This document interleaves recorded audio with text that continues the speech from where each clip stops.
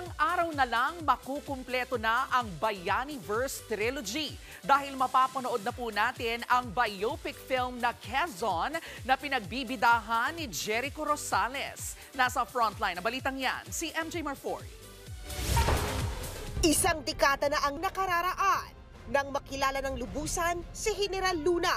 7 years ago naman nang ipalabas ang retelling ni Goyo, ang Batang General. This 2025, buo na ang Bayaniverse Trilogy sa highly anticipated movie na Quezon, starring Jericho Rosales na nag-immerse ng husto sa kanyang transformation bilang ang former Philippine President. But yung ugali niya pinasok ko sa katawan ko eh. Inintindi ko kung paano mag-isip ng isang presidente na ganyan. Ano ba nangyayari sa kanya? And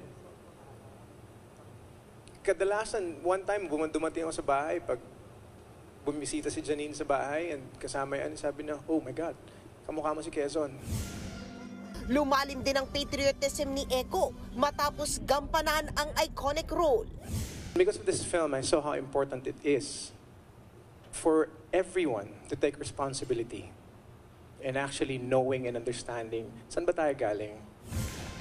Hindi raw isa-sugarcoat ng pelikula ang imperfections ni Manuel L. Quezon. Pero may mga tema raw ng presidency niya na bibigyan ng spotlight ni Direk Gerald Tarog. Trying to draw parallels and connections between the past and the present.